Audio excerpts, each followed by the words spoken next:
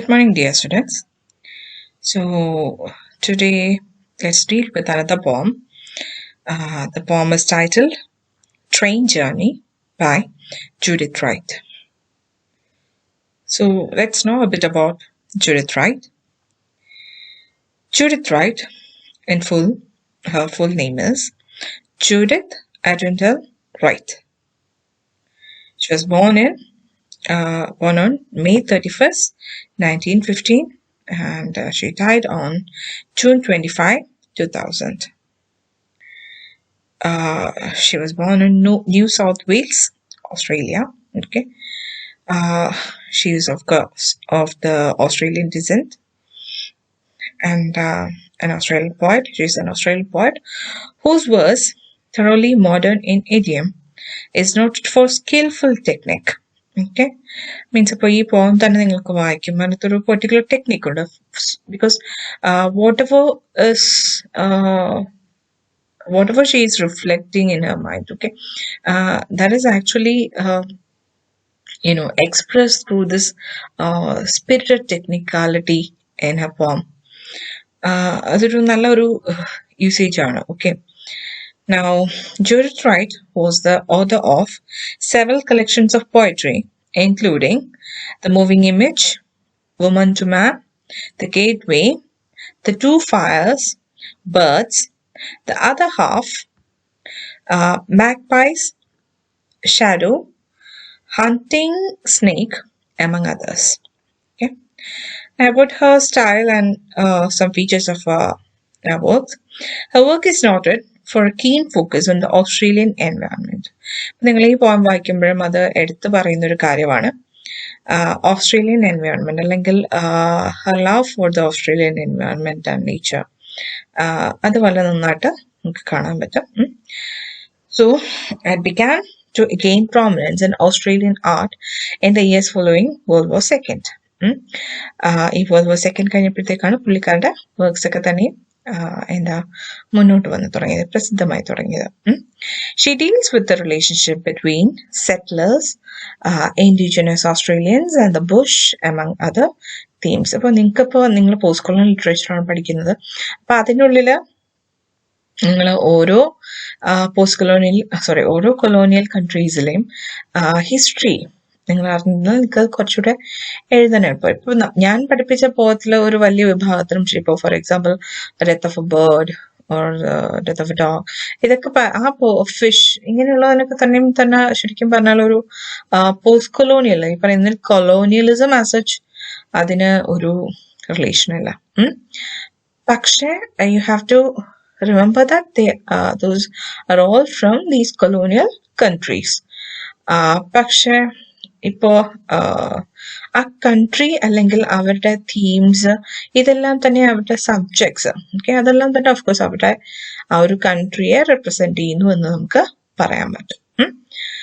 For example ഇപ്പോൾ നെറുദയുടെ പോവാൻ നമ്മൾ പഠിച്ചല്ലോ. നെറുദയുടെ യൂഷ്വൽ പോയട്രി എടുത്തു കഴിഞ്ഞാൽ ഓഫ്കോഴ്സ് പുള്ളിയുടെ നേറ്റീവ് പ്ലേസിന്റെ ആ ഒരു ഭംഗി എന്ന് പറയുന്നത് നമുക്ക് ഭയങ്കരമായിട്ട് അറിയാൻ പറ്റും. ഓക്കെ, ഞാൻ നിങ്ങളുടെ ഇതിലൊക്കെ പറഞ്ഞിരുന്ന ഒരു ചെറിയ കോട്ടിലൊക്കെ ആ ഒരു ചെറി ഫ്ലവേഴ്സിനെ കുറിച്ചൊക്കെ പറയുന്നില്ല. സി, അതൊക്കെയാണ് നമ്മുടെ ഓരോ കൺട്രീസിലുള്ള ആൾക്കാരും എഴുതുന്ന കാര്യത്തിന് അവരുടേതായിട്ടുള്ള കൾച്ചറിൻ്റെതായിട്ടുള്ള അവരുടേതായിട്ടുള്ള എൻവയോൺമെന്റ് നേച്ചറിന്റെ ഒക്കെ തന്നെയും ഇമ്പോർട്ടൻസ് അതിനുള്ളിൽ ഉണ്ടായിരിക്കും.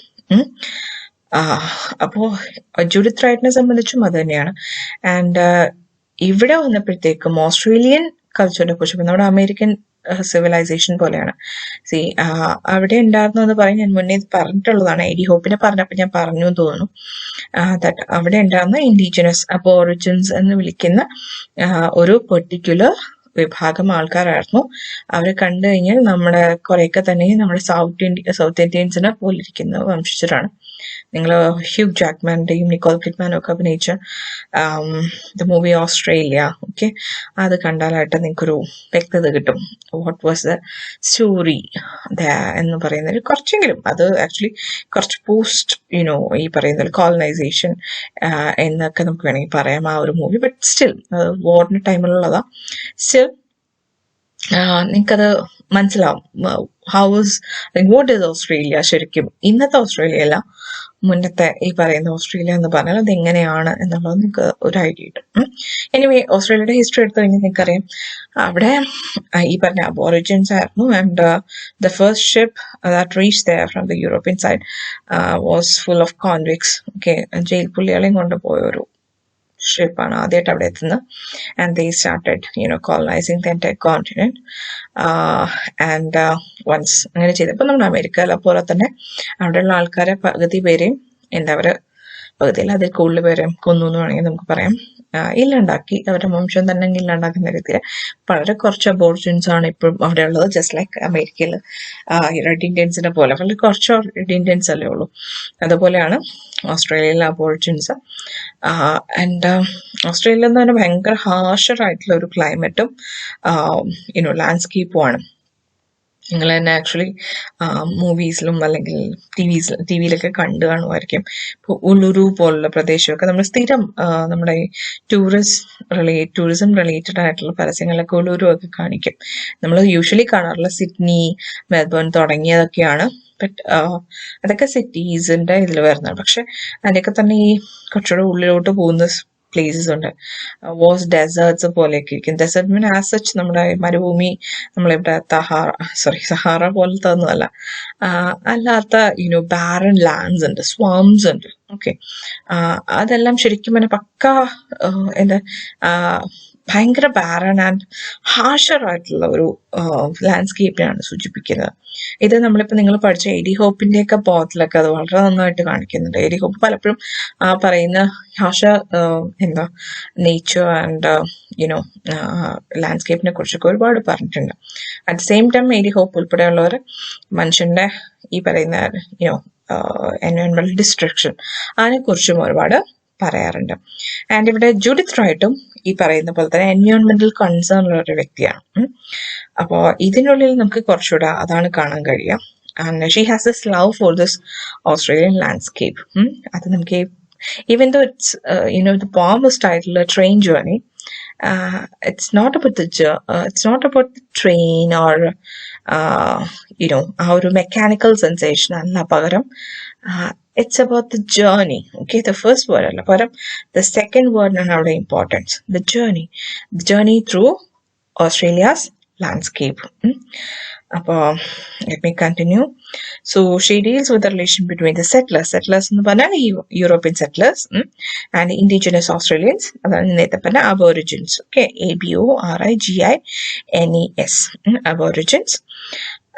And the bush എന്ന് പറയുന്ന ബുഷ് എന്ന് പറയുന്ന ഓസ്ട്രേലിയയിലെ ഒരു പെർട്ടിക്കുലർ ഈ പറയുന്നില്ലേ ബാരൻ ലാൻഡ്സ് എന്നൊക്കെ പറഞ്ഞില്ലേ അവിടെ കാണുന്ന ഒരു പെർട്ടിക്കുലർ ടൈപ്പ് ഓഫ് ലാൻഡ്സ്കേപ്പിൽ കാണുന്ന കുഞ്ഞ് ബുഷ് എന്ന് വിളിക്കുന്ന വെച്ചാൽ there is A poem natural. അവിടെ ഒരു ആന്തം പോലെയൊക്കെ പറയുന്ന ഇതെന്ന് പറഞ്ഞാൽ ഇതേപോലെ ബുഷ് എന്ന് പറയുന്ന ആ ഒരു particular, it's not a place actually, it's kind of like എന്താ പറയാ ഈ പറയുന്നത് മരുഭൂമി എന്നൊക്കെ പറയല്ലേ, അതുപോലത്തെ ഒരു ഇതാണ്. എവിടെ പോയാലും ഓസ്ട്രേലിയൻ ബുഷ് എന്ന് പറഞ്ഞാലിട്ട് അതൊരു സംഭവമാണ്.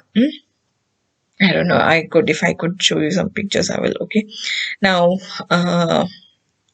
Wright says that it centers on relation between mankind and the environment, which she views as the catalyst for poetic creation. അപ്പോൾ പുള്ളിക്കാരുടെ എന്ന് പറഞ്ഞാൽ അവർ മാൻകൈൻഡ് ആൻഡ് ദ എൻവയോൺമെന്റ് തമ്മിലുള്ള ആ റിലേഷൻഷിപ്പിനെയാണ് പുള്ളിക്കാരി കാണിക്കുന്നത്. And of course she views as the catalyst for poetic creation. ആ ഒരു റിലേഷൻഷിപ്പാണ് ആ ഒരു പോയറ്റിക് ക്രിയേഷൻ ഒരു കാറ്റലിസ്റ്റ് ആയിട്ട് പുള്ളിക്കാരി കാണുന്നത്.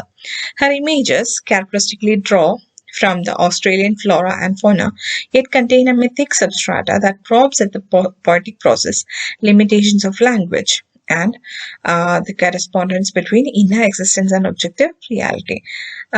പോയിട്ട് നിങ്ങൾ ഈ പോത്തിൽ നോക്കിയാലും കാണാം നിങ്ങൾക്ക് ഞാൻ നേരത്തെ പറഞ്ഞ ഓസ്ട്രേലിയൻ ലാൻഡ്സ്കേപ്പ്. അപ്പൊ അതിനുള്ളിൽ വരുന്ന ഫ്ലോറ ആൻഡ് ഫോന ഇതെല്ലാം തന്നെ പുള്ളിക്കാരെ ഇൻക്ലൂഡ് ചെയ്യാൻ നോക്കും. And the limitations of language ആയിക്കോട്ടെ, ആൻഡ് ആ ഒരു ഇന്നർ എക്സിസ്റ്റൻസ്, ഒബ്ജക്റ്റീവ് റിയാലിറ്റി, ഇതെല്ലാം തമ്മിലുള്ള ഒരു വ്യത്യാസം, ഇതെല്ലാം തന്നെ പുള്ളിക്കാരുടെ പോയട്രിയിൽ അല്ലെങ്കിൽ എൻ്റെ പോയട്രിയുടെ ക്യാരക്ടറിസ്റ്റിക് ആയിട്ട് നമുക്ക് കാണാൻ പറ്റും. But the structure of the poem looks very similar to a Shakespeare or English sonnet. ഇത് completely ഒരു sonnet ആണെന്ന് പറയാൻ പറ്റും. പക്ഷെ it's similar to a Shakespeare or an English sonnet. But usually ഒരു Shakespeare and English sonnet എന്ന് പറയുമ്പോഴത്തേക്കും 3 quatrains 1 couplet വരും. ഇവിടെ 2 couplets ആണ് വന്നിരിക്കുന്നത്. And she has also got a little bit of a loose rhyme scheme or reflect. Loose rhyme scheme എന്ന് പറയുമ്പോഴത്തേക്ക് നമുക്ക് കംപ്ലീറ്റ് ആയിട്ട് ഫ്രീക്വന്റ് ആയിട്ടല്ല വരുന്നത്, അവിടെ ആയിട്ടെന്ന് പറയും. ഫോർ എക്സാമ്പിൾ ഡ സൗണ്ട് എന്ന് പറയുന്നത് റെപ്പിറ്റേറ്റീവ് ആയിട്ട് വരുന്നുണ്ട്. ഡ ഡോഗ് ഡ. There's a sense of rhythm as well is included. അപ്പൊ rhythm എന്ന് പറയുമ്പോഴത്തേക്ക് ആ verbs പ്ലേസ് ചെയ്യും, 1-2 ഇടത്തൊക്കെ verbs പ്ലേസ് ചെയ്തിരിക്കുന്ന നല്ല rhythmic quality പ്രൊവൈഡ് ചെയ്യുന്നുണ്ട്. Okay, so let's go through the poem. So here the first 2 lines read like this. Classed with cool sleep and dazzled by the moon, out of the confused hammering dark of the dream. So here the author starts with an impression of sleep and dreamy texture. By using the words glassed and dazzled, it is apparent that the author is in a half asleep, half awake stage and is traveling by a train. ഇവിടെ തന്നെ ആദ്യം ഗ്ലാസ്ഡ് and ഡാസിൽഡ്. Okay, രണ്ടും അവിടെ കൊടുത്തിട്ടുണ്ട്. ഗ്ലാസ്ഡ് എന്ന് പറഞ്ഞാൽ നമ്മുടെ friend ഒരു if we can see something straight through, okay, that is a most clear vision. നമ്മുടെ ഇടയിൽ ഒരു ഗ്ലാസ് ഷീറ്റ്, ഒരു മങ്ങിയ ഒരു ഗ്ലാസ് ഷീറ്റ് ഇരിപ്പുണ്ടെന്ന് വിചാരിക്കുള്ളൂ. Okay, will that be as much clear as the straight vision? No. അപ്പോ അതാണ് ഈ പറയുന്നത് glassed, as if covered with glass or is not a clear sight. അതാണ് അവിടെ ഉദ്ദേശിക്കുന്നത്. But still see through. അത് നിങ്ങൾ ആലോചിച്ചാൽ മതി. As if it's a train journey, as the title implies. അപ്പോൾ ഷീസ് ഈ പറയുന്നത് she's travelling in A train and she's sitting beside the she's sitting in a window side seat. Okay, and ഈ പുറത്തോട്ട് നോക്കുമ്പോഴത്തേക്കും ഏതോ നമ്മൾ പതുക്കെ കണ്ണ് തുറക്കത്തില്ലേ? ഓക്കെ, ആൻഡ് കണ്ണ് തുറക്കുന്ന സമയത്ത് നോട്ട് കംപ്ലീറ്റ്ലി ക്ലിയർ, റൈറ്റ്? പതുക്കെ ഇങ്ങനെ തുറന്നു വരുമ്പോഴത്തേക്ക് ഒരു മങ്ങലുണ്ടാവും. അതാണ് ഈ പറഞ്ഞ glass with cool sleep. Okay, അപ്പൊ ആ സ്ലീപ്പ് അങ്ങ് വിട്ടുപോയിട്ടില്ല. സ്ലീപ്പ് അവിടെ ഉണ്ട്, അതുകൊണ്ട് തന്നെ കംപ്ലീറ്റ്ലി എനിക്കത് തുറന്നിട്ടില്ല. But at the same time ആ തുറന്നു വരുമ്പോൾ നിങ്ങൾ തന്നെ ആലോചിച്ചാൽ നിങ്ങൾ ഇങ്ങനെ കിടന്ന് ഉറങ്ങുകയെന്ന് വിചാരിച്ചോളൂ. എനിക്കാനായിട്ട് പോകുമ്പോൾ ആരെങ്കിലും വന്ന് ലൈറ്റ് ഇട്ട് കഴിഞ്ഞാൽ നിങ്ങൾ കണ്ണങ്ങ് ഒരു വല്ലാണ്ടായി പോലെ. അപ്പോൾ ഈ കണ്ണ് ഞാൻ തുറന്നു വരുന്ന അവസ്ഥയിൽ she is dazzled by the light of the moon. Okay, അപ്പൊ പുറത്ത് ചന്ദ്രൻ നിപ്പുണ്ട്. അപ്പൊ ആ ചന്ദ്രന്റെ വെളിച്ചം പുള്ളിക്കാരുടെ കണ്ണിലോട്ട് അടിക്കുന്നുണ്ട്. And it brings some kind of a perplexed mood to her. And ഈ പറയുന്ന perplexed mood എന്ന് പറയുന്നത് വേറെന്തും കൂടെ പ്രൊവൈഡ് ചെയ്യുന്നുണ്ട്. Out of the confused hammering dark of the train. അപ്പൊ ആ ഒരു ട്രെയിനിന്റെ ഒരു ഇതുണ്ടല്ലോ, പൗണ്ടിങ് സൗണ്ട് ഉണ്ട്. Like when the wheel goes round and round and round. Okay, അപ്പോൾ ആ ഒരു പൗണ്ടിങ് സൗണ്ട്. ഓക്കെ, അപ്പോൾ ഇതെല്ലാം കൂടി ചേർന്നിട്ട് ഒരു കൺഫ്യൂസിങ് ആയിട്ടുള്ള ഒരു പെർപ്ലെക്സ്ഡ് ആയിട്ടുള്ള ഒരു മൂഡിലാണ് പുള്ളിക്കാരി അവിടെ ഇരിക്കുന്നത്. And the author, by a train. It is night and the moon can be seen. In the half-sleep mode, she gets a glimpse of the bright moon which dazzles her eyes. She can hear the recurrent pounding sounds of the train and may have lulled her to sleep or now woken too. The recurring symbol of moon being a light imagery is used here. അപ്പോൾ നിങ്ങൾ അത് തുടങ്ങുമ്പോൾ തന്നെ എന്താണ് ആ moon എന്ന് പറയുന്ന ഒരു ലൈറ്റിന്റെ ഒരു ഇമേജറി നിങ്ങൾക്ക് അവിടെ തരുന്നുണ്ട്. It can be used as a symbol as well, something light, okay, something bright. അങ്ങനത്തെ ഒരു എന്താ സിമ്പിൾ കൂടെ നമുക്ക് മൂണിൽ നിന്ന് കിട്ടുന്നുണ്ട്. And next 2 lines. I looked and saw under the moon's cold sheet your delicate dry breast, country that built my heart. Here ഇവിടെ ഒരു clear vision to her own country. So in that awakened state she sees her country. അപ്പോൾ ആ പതുക്കെ കണ്ണ് തുറന്ന് വരുവാണ്. and she can see the landscape now. അതായത് Australia കാണാം with the help of moon's rays. അപ്പോൾ മൂന്നിൽ നിന്ന് ആ ഒരു ചന്ദ്രന്റെ റേസിന്റെ വെളിച്ചത്തിൽ she can see the landscape. which she calls a cool sheet. അപ്പോൾ ആ ഒരു മൂണിന്റെ റീസനെയാണ് എന്താ കൂൾ ഷീറ്റ് എന്ന് പറഞ്ഞ് വിളിക്കുന്നത്. The view reminds her of the state of Australia and how delicate the land is at the same time, dry like a suckled dry breast of a mother. Okay, അപ്പോൾ it's ആ ഒരു particular landscape it brings to our mind a picture, visual imagery of a suckle dry breast of a mother. അപ്പൊ എന്തുകൊണ്ടാണ് suckle dry breast of a mother എന്നൊക്കെ പറയുന്നത്? അതായത് it reminds us of the harshness of the Australian landscape. Okay, it is delicate ആണ്, but at the same time it is dry, it's barren, and it could also mean an allusion to motherhood.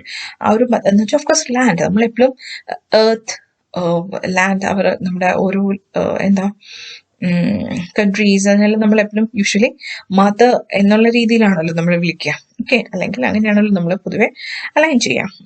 അപ്പോൾ ഇവിടെയും അതുപോലെ തന്നെയാണ്. It could also mean an allusion to motherhood and it is contrasted against the infertility of the dry and drought-stricken land, okay, against the moon and the light imagery. അപ്പോൾ ഇവിടെ ഒരു it contrast infertility of the dry and drought stricken land. അപ്പോൾ താഴെ നോക്കുമ്പോഴത്തേക്ക് ആ ഒരു drought stricken dry ആയിട്ടുള്ള land ഉണ്ട്. Okay, and it is contrasted against the light imagery of the moon. Okay, അപ്പോൾ ആ ലൈറ്റിന്റെ വെളിച്ചത്തിലാണ് ഈ ഡെലിക്കറ്റ് യെറ്റ് ഈ പറയുന്ന ഡ്രൗട്ട് സ്ട്രിക്കൻ ലാൻഡ് പുള്ളിക്കാരി കാണുന്നത്. Okay, so here the comparison of the land with the mother certainly presents Judith Wright's concern for nature. അപ്പോൾ ആ ഒരു മദർ എന്ന തരത്തിലുള്ള ഒരു കൺസേൺ, ഓക്കെ, അവിടെ ഈ പറയുന്ന പോലെ ആ ഒരു നേച്ചറിനോടുള്ള കൺസേൺ നമുക്ക് വ്യക്തമായിട്ട് കാണാം. And environmental concerns are a recurrent theme in her poetry. Judith Wrightന്റെ വർക്ക്സിൽ വളരെ നന്നായിട്ട് കാണാൻ പറ്റുന്ന ഒരു തീമാണ് environmental concerns. And like a mother, Australia had built and nurtured her heart and made her into the poet as we know her. And നേരത്തെ പറഞ്ഞില്ല, അതായത് ഈ ഒരു സെക്കൻഡ് ലൈൻ നോക്കുക, you delicate dry breast, country that built my heart. Okay, അതാണ് ഇവിടെ പറയുന്നത്. Like ഒരു മദറിനെ പോലെ, ഒരു അമ്മയെ പോലെ Australia had built and nurtured her heart, okay, and made her in the poet as we know her. Okay, നമുക്ക് ഇന്നറിയാവുന്ന ജുഡിത്ത് റൈറ്റ് എന്നുള്ള പോയറ്റിനെ ആരാണ് ക്രിയേറ്റ് ചെയ്തത്? ഒരു അമ്മയെ പോലെ നർച്ചർ ചെയ്ത് വളർത്തിയെടുത്ത് ഓസ്ട്രേലിയ എന്ന് പറയുന്ന ആ ഒരു കൺട്രി തന്നെയാണ്. Okay, so next quatrain, and the small trees on their uncolored slope, like poetry moved, articulate and sharp and purposeful, under the great dry flight of air, under the crosswise currents of wind and star. So ഇവിടെ she is now watching the landscape through the glass window of the train, possibly. Okay, ആ ഒരു glass window of the ട്രെയിനിലൂടെ ആയിരിക്കണം പുള്ളിക്കാർ കാണുന്നത്. Or നേരത്തെ പറഞ്ഞതുപോലെ തന്നെ continuing with that ആ sleep theme. Okay, ഈ പറയുന്ന പോലെ ആ ഒരു ആ ഉറക്കത്തിന്റെ ചടവിൽ നിന്ന് കാണുന്ന രീതിയിൽ. ഓക്കെ, അങ്ങനെ ആയിരിക്കാം. So she can see these silhouette of trees. Silhouette എന്ന് പറയാൻ ദാറ്റ്സ് മൈ ഇന്റർപ്രിറ്റേഷൻ ആക്ച്വലി. കാരണം ഇവിടെ വരുമ്പോഴത്തേക്കും uncoloured trees on the uncoloured slope എന്ന് പറഞ്ഞു കൊടുത്തിട്ടുണ്ട്. ഓക്കെ, സ്മോൾ ട്രീസ്, അപ്പം ദൂരെ ആയിട്ട് ട്രീസ് നിൽക്കുന്നതാണ്. പക്ഷെ റിമെമ്പർ ഇറ്റ്സ് മൂൺ ഉള്ളത് കാരണം it's dark of course. And darknessൽ നമുക്ക് ഡെഫിനറ്റ്ലി ട്രീയുടെ colour, even though there is moonlight, നമുക്കൊരിക്കലും തന്നെ ട്രീയുടെ കളർ കാണാൻ പറ്റത്തില്ല. But what we can see is this darkened shape, right? അതിനാണ് നമ്മളെപ്പോഴും സിലോട്ടെ എന്ന് പറയാറുള്ളത്. അപ്പോൾ ആ ഒരു സിലോട്ടെ അവിടെ കാണാം, in the silhouette of the trees, and identifies it to the movement of the poetry in hand. She can, ആ ഒരു മൂവ്മെന്റ് ഉണ്ടല്ലോ, ഓക്കെ, അത് ആക്ച്വലി പുള്ളിക്കാർക്ക് ഉള്ളിലുള്ളവർ ആ പോയട്രിയുടെ മൂവ്മെന്റ് ആയിട്ട് പുള്ളിക്കാരി ഇവിടെ ഐഡന്റിഫൈ ചെയ്യുകയാണ്. And like her poetry, landscape is also articulate, sharp and purposeful. അതായത് ആ nature is actually inspiring Har. Okay, and ആ നേച്ചറിനെ പോലെ തന്നെ എന്താണ് Har poetry is also articulate, sharp and purposeful. Here too, sorry, there is a slight mistake. Here too, there is the contrast of positive words like articulate, sharp, and purposeful featured against the grey, dry flight of air. ഇവിടെയും ഒരു contrast നമുക്ക് കാണാം. നേരത്തെ പോലെ തന്നെ ആ delicate എന്താ dry ബ്രസ്റ്റിന് അഗെയിൻസ്റ്റ് ആയിട്ട് ലൈറ്റ് ഉണ്ടായിരുന്ന പോലെ ഇവിടെ എന്താണ് ഈ പറയുന്ന പോലെ positive words like articulate, sharp and പർപ്പസ്ഫുള്ളിന് അഗെയിൻസ്റ്റ് ആയിട്ട് എന്തുണ്ട്, ഡ്രൈ ഫ്ലൈറ്റ് ഓഫ് എയർ എന്നുള്ളതുണ്ട്. And again, the harshness of the landscape is put into emphasis here. ഇതാ പറയുന്ന ഒരു ഈ great dry flight of air എന്നൊക്കെ പറയുമ്പോഴത്തേക്ക് ഡെഫിനറ്റ്ലി ലാൻഡ്സ്കേപ്പിന്റെ ഹാർഷ്നെസ് ആണ് അവിടെ കുറച്ചുകൂടെ എടുത്ത് പറയേണ്ടത്. Everything in that train journey seems to inspire her to write poetry like the great dry flight of air or the crosswise currents of wind and star. Whatever she sees or whatever she experiences in that journey, okay, it is actually inspiring her to write poetry like this.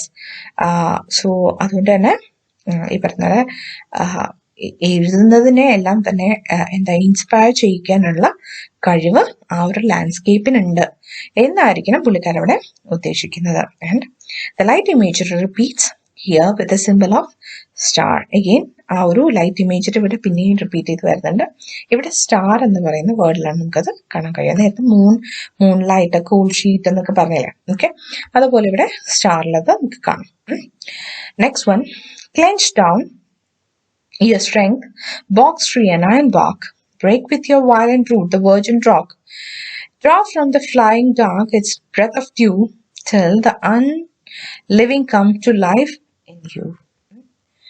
So here she is actually addressing the nature and its components, and she is asking the nature and its components like the big പുള്ളിക്കാർ identify ചെയ്യാണ് that she is seeing certain trees in this landscape. അതായത് Australian ലാൻഡ്സ്കേപ്പിൽ പൊതുവെ കാണുന്ന trees രണ്ടാണ്, ഈ box ട്രീയും iron പാക്കും. രണ്ടും വളരെ സ്റ്റേഡി and strong ആയിട്ടുള്ള ട്രീസ് ആണ്. അവിടുത്തെ ഹൗസിങ്ങിനൊക്കെ ഒരുപാട് യൂസ് ചെയ്യുന്ന, ഫേർണിച്ചറിനും ഫേർണിഷിങ്ങിനൊക്കെ തന്നെ ഒരുപാട് യൂസ് ചെയ്യുന്ന രണ്ട് ട്രീസ് ആണ് ബോക്സ് ട്രീ, അയൺ പാക്ക് എന്നൊക്കെ പറയുന്നത്. So she is asking nature and its components like these trees to break the virgin rock. So here she might be identifying herself with the nature and maybe yearning for the strength of nature to break into a new form. Okay, അതായത് she could be asking like Shelley കാറ്റിനോട് പറഞ്ഞതുപോലെ എന്താ എന്നെ നിന്നിലൊരു പാട്ടാക്കൂന്ന് പറഞ്ഞല്ലേ, അതുപോലെ ഇവിടെ പുള്ളിക്കാരി she could be asking the nature to help her break into a new form. അതായത് ഈ പറയുന്നൊരു കൂടുതൽ ഇൻസ്പയർ ചെയ്യാനായിട്ടുള്ള ഒരു അഡ്രസ്സല്ലായിരിക്കും അതുകൊണ്ട് പുള്ളിക്കാരെ ഉദ്ദേശിക്കുന്നത്. But another interpretation that I have read is that it could also be interpreted as a sexual imagery where she asked strong trees of eucalyptus. ഈ പറഞ്ഞ ബോക്സ് ട്രീയും അയൺ ബാക്ക് എന്നൊക്കെ പറയുന്നത് യൂക്കാലിപ്റ്റസിന്റെ ഫാമിലിയിൽപ്പെട്ടതാണ്.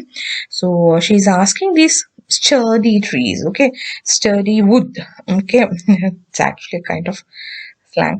Anyway, wood to break the virgin rock. This contrasting, sorry, again there is a mistake. This contrasting this stanza with the earlier ones. Okay, ഈ പറയുന്ന പോലെ എന്താ നേരത്തെ പറഞ്ഞാൽ ഡ്രയർ അല്ലെങ്കിൽ ഇൻഫെർട്ടൈൽ ആയിട്ടുള്ള ലാൻഡ്, ബാരൻ ലാൻഡ് എന്നൊക്കെയുള്ള രീതിയിലുള്ള മുന്നത്തെ സ്റ്റാൻസ വെച്ചിട്ട് ഇവിടെ വന്നപ്പോഴത്തേക്കും ആ ഒരു വെർജിൻ റോക്ക് ആൻഡ് ദെൻ ഈ പറയുന്ന പോലെ ഒരു സെക്ഷൽ ഇമേജറിയിലൂടെ ആ ഒരു ഫെർട്ടിലിറ്റി അവിടെ സിംബലൈസ് ചെയ്യുന്നു.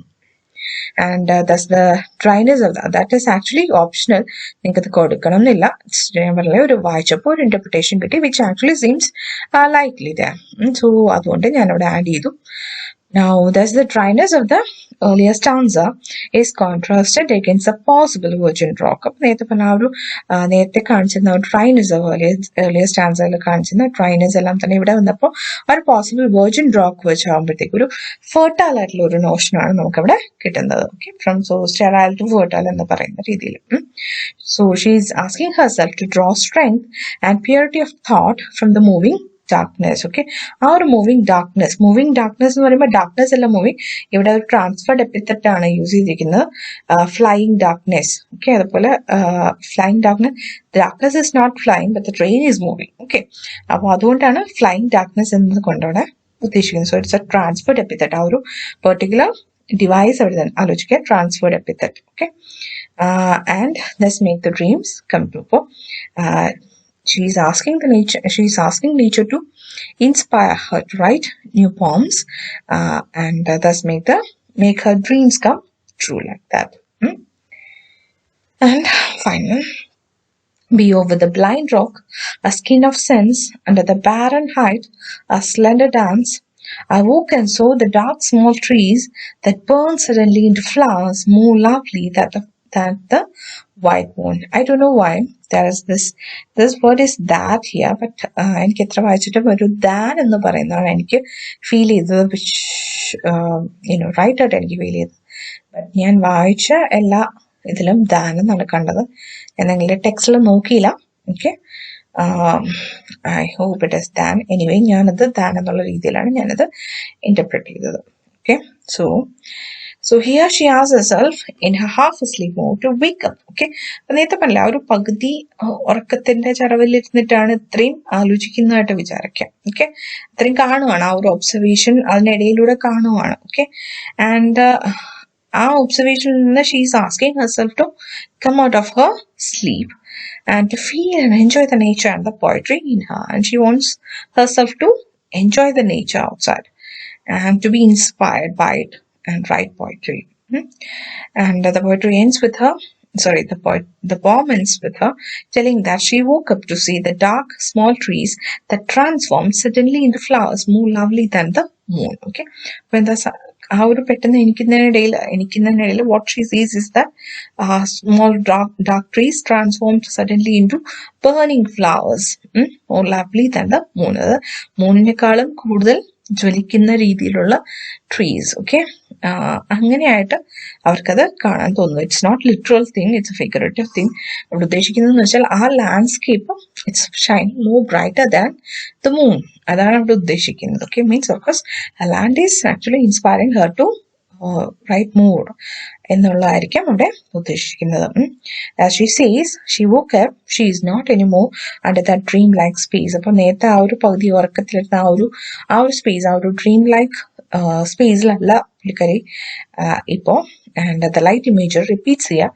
ആൻഡ് ഇവിടെ നേരത്തെ പറഞ്ഞ ലൈറ്റ് ഇമേജറി റിപ്പീറ്റ് ചെയ്യാണ്, ബട്ട് മോർ ബ്രൈറ്റർ ആണ്. ഓക്കെ, നേരത്തെ സ്റ്റാറിന്റെ ഫേഡിങ് ലൈറ്റ്, ദെൻ മൂണിന്റെ fading light, but now the whole landscape is actually kind of burning for her. Okay, it's not literal burning, but എന്താ പറയാ, അതൊരു it's kind of like an epiphany. Okay, ഒരു sudden realization that this landscape is my my essence, my inspiration behind the poetry എന്നുള്ള രീതിയിലുള്ള ഒരു എപ്പിഫനിയാണ് actually അവിടെ പുള്ളിക്കാരിക്ക് കിട്ടുന്നത്. And that's why she says she woke up and she is not anymore under the dreamlike space. The light imagery repeats here with the burning trees and the white moon, and a poet could be saying that even with the harshness of the Australian landscape, there is still hope and the land shall yet survive. Okay, ഈ പറയുന്ന harshness ഒക്കെ ഉണ്ടെങ്കിൽ തന്നെ the land can still survive. And she could also mean that if we look at this harshness of nature with an enlightened mind, you'll be able to see the energy and essence of the creator in it. Okay, അതായത് ഈ പറയുന്ന പോലെ that is actually my kind of interpretation there. ഈ പറയുന്ന ആ ഒരു light, ആ ഒരു എൻലൈറ്റൻ മൈൻഡിലൂടെ നമ്മൾ ആക്ച്വലി ഈ എത്ര ഹാർഷ്നസ്, ഈ പറയുന്ന ലാൻഡ് ഹാർഷ്നസ് നോക്കിയാലും നമുക്ക് അതിൽ നിന്ന് എന്താ ഇൻസ്പിറേഷൻ കിട്ടാൻ, energy and essence of the creator നമുക്ക് അതിൽ നിന്ന് കിട്ടാനായിട്ട് സാധ്യതയുണ്ട് എന്നതായിരിക്കാം പുള്ളിക്കാരി അവിടെ ഉദ്ദേശിക്കുന്നത്. Okay, so this is train journey. Hope you understood this. So thank you.